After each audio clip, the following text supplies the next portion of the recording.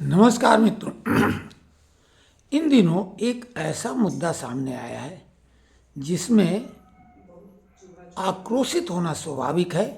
जो भी राष्ट्रवादी विचारधारा के लोग हैं और न्यायप्रिय हैं, सामान्य वर्ग के लोगों के लिए यूजीसी ने एक ऐसी स्थिति निर्मित कर दी है उच्च शिक्षण संस्थाओं में कि अब सामान्य वर्ग के छात्रों के लिए आफत बन गई है। दूसरी तरफ नीट में -40 मार्क्स वालों को भी स्पेशलाइज्ड डिग्री जो पोस्ट ग्रेजुएट वाली है, जिसमें एमडी एमएस बनते हैं, उसमें -40 जो रिजर्व कैटेगरी के लोग हैं उनके लिए कर दिया। दोनों मामले लगभग मिलते जुलते हैं। तो पहले तो -40 का एक बड़ा मज़ेदार अंक यह है कि मनुष्य के शरीर का तापमान 37 डिग्री सेल्सियस होता है और अगर फ़ारेनहाइट में बात करें तो 98.6 फ़ारेनहाइट होता है। लेकिन ये 40 जो है, -40, ये कमाल का अंक है। यहाँ पर आके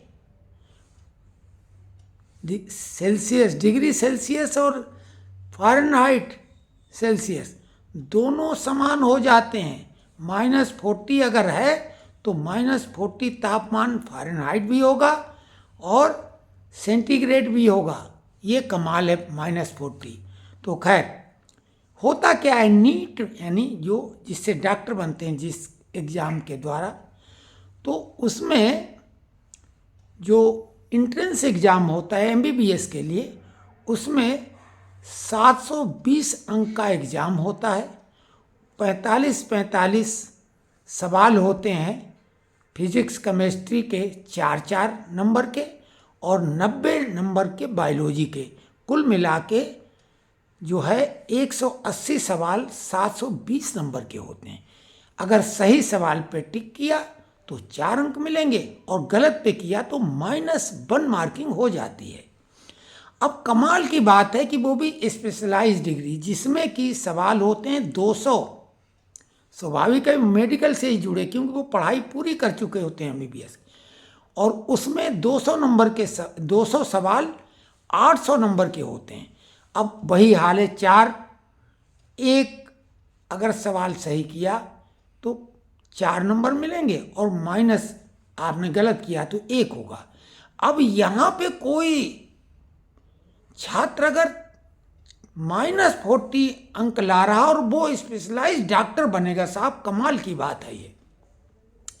और यूजीसी ने अलाउ कर दिया बात नीट के एग्ज़ाम के थ्रू, वहाँ पे कोई हिल हुज्जत नहीं।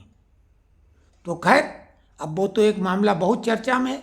दूसरी तरफ यूजीसी ने 13 जनवरी 2026 यानी इसी महीने में राजपत्र भी उसका जारी हो गया है। यूजीसी ने जो 2012 का एक SC ST OBC कैटेगरी के उत्पीड़न संबंधी मामला था जाति को लेके, उसमें संशोधन किया और राजपत्र उसका जारी कर दिया। ये यूजीसी 1956 एक्ट के अंतर्गत मामला है। पहले 2012 में संशोधन हुआ और अब 2026 में इसमें SC ST OBC, हैंडीकैप और EWS, इकोनॉमिकली वीकर सेक्शन, जिसमें जनरल कैटेगरी के भी लोग शामिल होते हैं, तो उसमें नस्ल, लिंग और SC ST OBC, handicap, EWS इतनी कैटेगरी शामिल हैं।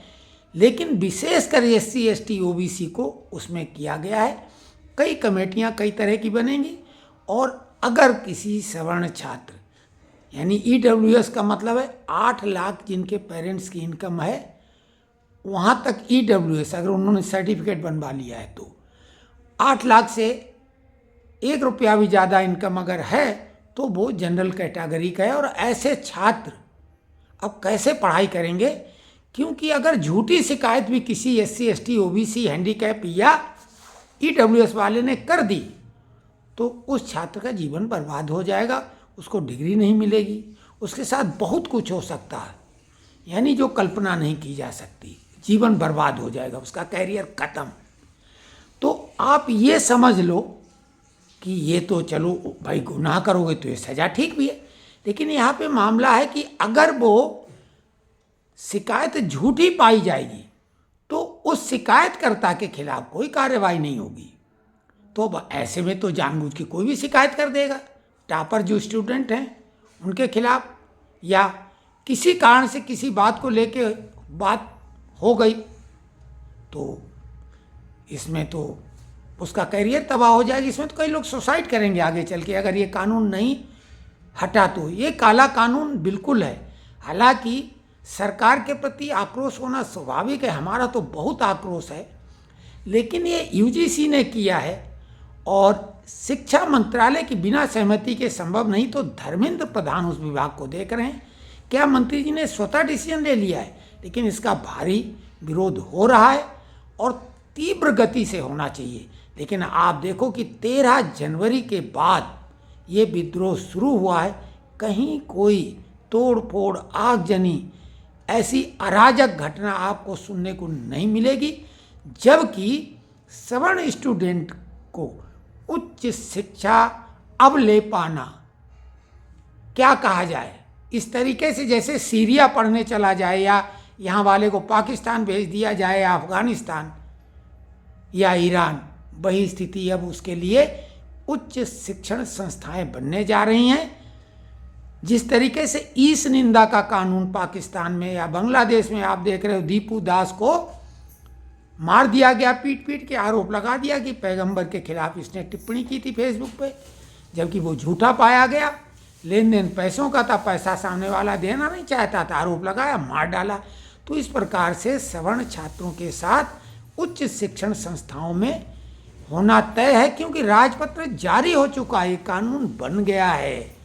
तो इसका घोर पुरजोर अपने ढंग से विरोध होना चाहिए और सुप्रीम कोर्ट में इस पे रिट लगाई जाए। सुप्रीम कोर्ट से न्याय मिल सकता है। हालांकि सुप्रीम कोर्ट ने SC ST वाला जब उत्पीड़न वाला था उसमें जब ढिलाई डाली तो मोदी सरकार ने पार्लियामेंट के द्वारा एट्रोसिटी एक्ट को इतना पावरफुल कर दिया कि अब पेरेंट्स जो सवर्ण हैं उनको समाज में रहना बच के रहते हैं, देख के सुन के कि कहीं ऐसा ना हो कोई स्पेशल कैटेगरी का व्यक्ति हो और हम उससे अकारण कहीं टकरा जाएं, भिड़ जाएं, कुछ बोल दे वो हमें या हम बोल दें, तो क्या हाल है समाज का, कुछ कहने लायक नहीं। और इसके बारे में तो यही है कि जम के विरोध होना चाहिए, और नहीं तो 12वीं से ज़्यादा पढ़ाई करवाना बच्चों के लिए। आजकल 1-1, 2-2 बच्चे होते हैं, बहुत ज़्यादा रिस्क है, इसमें ब्लैकमेलिंग भी होगी, कई लोग सुसाइड करेंगे। लेकिन सवर्ण सुसाइड करते हैं, कोई फर्क नहीं पड़ेगा किसी को, क्योंकि सवर्ण तो इसी काम के लिए। सवर्णों की स्थिति मेमने जैसी हो गई है, चाहे जो हलाल करे चाहे जो कुछ कर ले, क्योंकि बकरों को मेमनों को मारना गुनाह नहीं है। कुत्तों के लिए बहुत प्यार करने वाले लोग यहाँ मौजूद, कुत्ते हो गए, भेड़िए हो गए, चीते हो गए, जो मांसाहारी प्राणी हैं, उनके रक्षा के लिए तो भाई दिल में भारी तड़प है। लेकिन मेमनों के लिए क्या, वो तो उनकी डाइनिंग टेबल पर प्लेटों में सजा होता है, और वही सवर्णों की स्थिति है। पेरेंट्स की स्थिति एट्रोसिटी एक्ट और UGC का जो ये 2026 एक्ट जो है संशोधित, इसमें पहले ड्राफ्ट में ये व्यवस्था की गई थी कि अगर झूठी शिकायत पाई जाएगी तो उस पर कार्रवाई शिकायतकर्ता के विरुद्ध होगी। लेकिन अब वो हटाया गया, ऐसा कुछ नहीं, करते रहो झूठी शिकायत, कोई फर्क नहीं पड़ेगा। जबकि होना ये चाहिए कि अगर शिकायत झूठी सिद्ध हो जाती है तो उसको भी उतनी सज़ा, चलो उतनी नहीं, आधी सज़ा दो। एक चीज़ का प्रावधान इसमें होना चाहिए, ये हम बहुत पुरजोर तरीके से कह रहे हैं, और नहीं तो हम अभी नज़र रखेंगे और फिर हम अपनी पूरी शक्ति से विरोध करेंगे अपने ढंग से, कानून के दायरे में रह के। और वो ये होना चाहिए कि सवर्ण व्यक्ति पर अगर इस तरीके का आरोप लगाया जाता है और लगता है कि जांच भी सही दिशा में नहीं जा रही है, तो narco test, narco polygraph test का वो मांग करेगा। खर्चा वो खुद देगा सवर्ण, लेकिन अगर वो नार्को टेस्ट में वो व्यक्ति फेल हो गया, शिकायत करता, क्योंकि उसका होगा, तो खर्चा तो इसका वापस ही होगा, साथ में जो सजा इसको मिलनी थी वही सजा फिर उसको मिले। ये सवर्ण व्यक्ति अगर दोषी नहीं है तो वो नार्को टेस्ट की मांग अपने खर्चे पर करेगा। अगर नार्को टेस्ट में वो सही पाया जाता है तो इसकी सजा में भले वृद्धि कर दो, क्यों, अपराध है वो, कानून का सम्मान होना चाहिए। लेकिन शिकायतकर्ता अकारण झूठा केस करके फंसा दे और सवर्ण छात्र का जीवन बर्बाद कर दे और वो अपना ठाका लगाता घूमे, तो ऐसा तो नहीं चलेगा। सुप्रीम कोर्ट में इस कानून का चैलेंज, इस नियम का चैलेंज किया जाना चाहिए। उम्मीद है कि सुप्रीम कोर्ट में न्याय मिलेगा और इसका धीरे धीरे विरोध हो रहा है, लोगों की समझ में आ रहा है। पहले हम भी इसको सही ढंग से नहीं समझ पाए, हमने ध्यान नहीं दिया, लेकिन जब राजपत्र को हमने कल रात भर कम से कम नहीं 10 बार पढ़ा तो लगा कि नहीं, ये तो सवर्णों की उच्च शिक्षा पर बिल्कुल उनको काफिर जैसा ट्रीट किया जाएगा, जैसे इस निंदा का आरोप लगा के काफिरों को मार दिया जाता है जहाँ शरिया का कानून लागू होता है। तो ये सवर्ण छात्रों के लिए शरिया के कानून जैसा है और उनकी हैसियत उसमें काफिर जैसी है। तो इसमें कमेंट्स में लिखें ये कि आप इस संबंध में क्या सोचते हैं।